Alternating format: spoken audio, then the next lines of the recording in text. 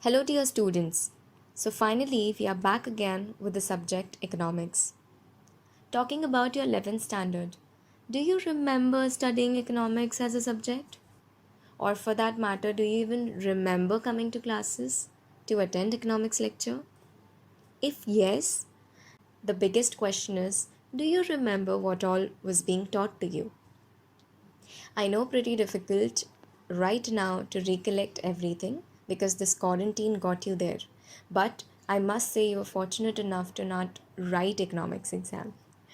But the same won't be possible for your 12th standard. So this time you'll have to do और भी ज़्यादा मेहनत because जो हम लोगों ने 11th standard में economics में पढ़ा था the concepts those were very basic concepts. Continuing with the basic concepts, we are going to build a different, a higher and a wider perspective. So 12th standard का जो economics होगा आपका is definitely interesting, challenging and at the same time it will need expansion of your ideas, of your concepts. ठीक है? So उसके लिए हम पहले जाते हैं अपने 11th स्टैंडर्ड में. हम लोगों ने 11th स्टैंडर्ड में इकोनॉमिक्स में क्या किया था?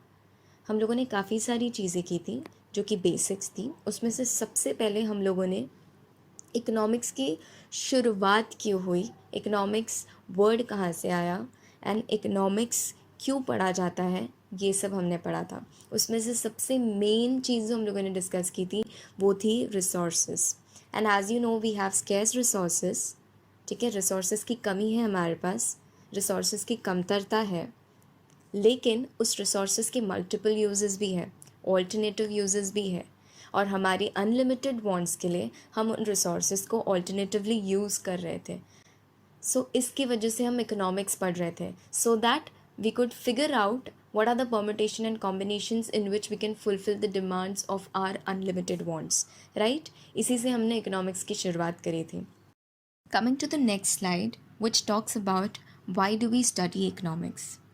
Let me remind you, we have answered this question in the 11th standard also. But the only difference here would be the change in the perspective.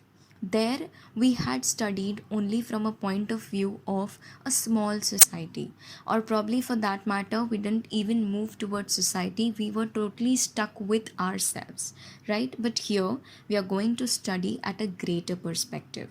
So, by greater perspective, I mean here you can see the word country, development, process, awareness, recent changes, relation, and all that stuff. ठीक है, तो first being to understand the process of development of a country.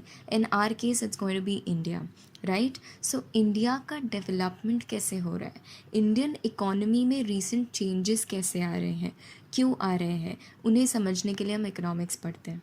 ठीक है, and at the same time वो जो changes economy में हो रहे हैं वो हमारे लाइवलीहुड में कैसे अफेक्ट कर रहे हैं and what is the relation between that is in order to find that out we study economics.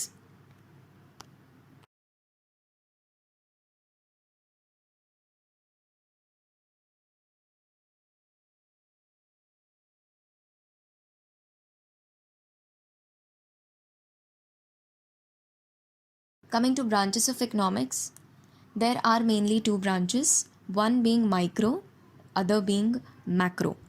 Micro means small. Microscope सुना होगा ना, जिसमें हम जिसको यूज़ करके हम छोटी छोटी सी चीज़ों को भी देख सकते हैं, वैसा ही माइक्रो इकोनॉमिक स्टडी है. That means you are going to study about small units और फॉर दैट मैटर से इंडिविजुअल यूनिट्स. ठीक है, मैक्रो इकोनॉमिक्स मतलब large. We are going to study at a large scale.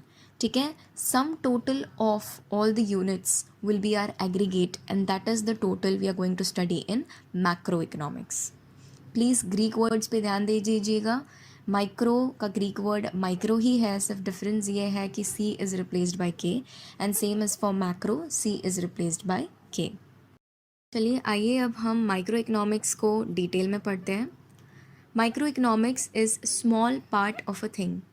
That means अगर हम country में एक पर्टिकुलर इंसान की स्टडी करें with relation to his money, with relation to his production, with relation to his income, ठीक है, या एक कस्टमर के बारे में पढ़े, या एक प्रोड्यूसर के बारे में पढ़े, या एक फर्म के बारे में पढ़े, तो हम उसको माइक्रो लेवल पे स्टडी बोलेंगे.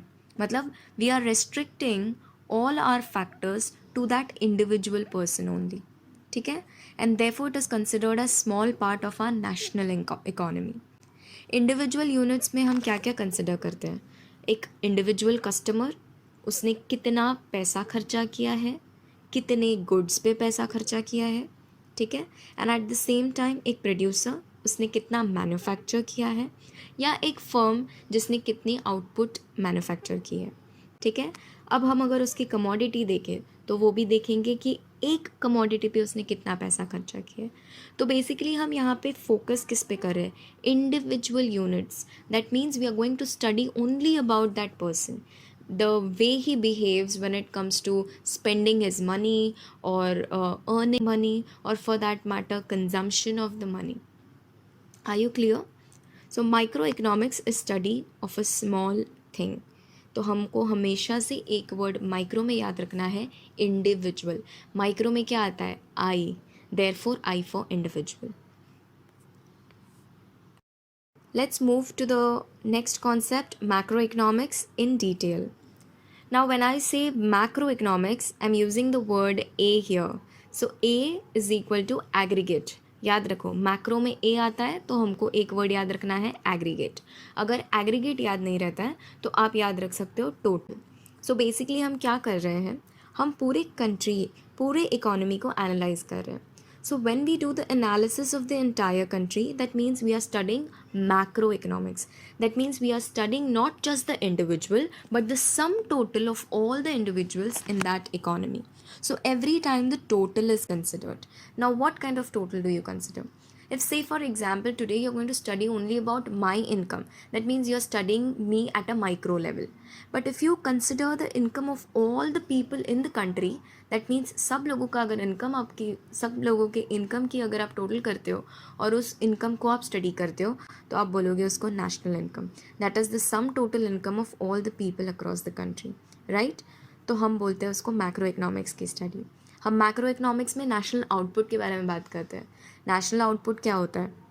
जितने भी लोग हैं, जितना भी प्रोडक्शन कर रहे हो, सबका टोटल कर दो, that is your total output.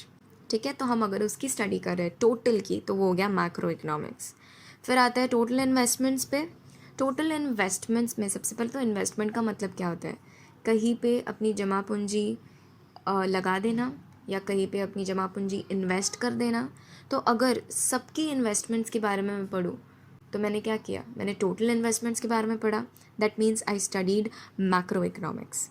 अगर मैं कंजम्पशन पे आऊँ, कंजम्पशन मतलब यूसेज, तो आज जितने भी लोग कंट्री में हैं उतने सब लोग कितना कितना कंज्यूम कर रहे हैं, मतलब कितना कितना यूज़ कर रहे हैं, बीट मनी, बीट कमोडिटी. अगर मैं उन सब का टोटल करूँ तो मैं वो टोटल स्टडी कर रही हूँ. That means I am studying them at a macro level. अगर जितना भी सेविंग्स लोगों ने जमा कर रखा है, ठीक है, सेविंग्स क्या होती है? जितनी भी इनकम आई थी उसमें से जितने खर्च हो गए, जो मेरे पास अब बची है. तो जितनी भी सेविंग्स है, जितने भी लोग हैं, सबकी सेविंग्स को मैं ऐड करूँ तो वो सब हो गया टोटल सेविंग्स. अब वो टोटल सेविंग्स की स्टडी मैं अगर करती हूँ तो I am studying at a macro level और एट अ लार्जर लेवल. तो मैं बोलूँगी हम मैक्रो इकोनॉमिक्स की स्टडी कर रहे हैं. You might have heard of the term inflation. Inflation का मतलब क्या होता है? प्राइजेस लगातार बढ़ते ही जाते हैं, जो कि हमारी कंट्री में हो रहा है, काफ़ी सालों से हो रहा है. अब उसके लिए कोरोना भी बहाना मिल गया, जो सब चीज़ें महंगी महंगी करके बेच रहे हैं. Even if government is trying to aid the farmers, the producers, the suppliers, there are some intermediaries who are using their own using the condition to their own benefit, जिसकी वजह से महंगाई बढ़ती है. ठीक है. तो इस महंगाई को भी अगर हम डिटेल में पढ़ते हैं एट अ मैक्रो लेवल तो हम बोलते हैं उसको मैक्रो इकोनॉमिक्स की स्टडी. ठीक है.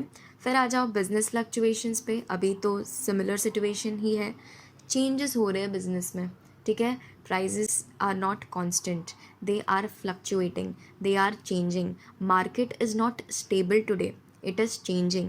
Economy is not stabilized, it is changing day by day, and it is the worst scenario if you see because of the corona pandemic. So basically इस चीज़ की अगर हम डिटेल में पढ़ाई करते हैं या फिर हम सबका टोटल लेके पढ़ाई करते हैं तो हम उसको बोलते हैं मैक्रो इकोनॉमिक्स.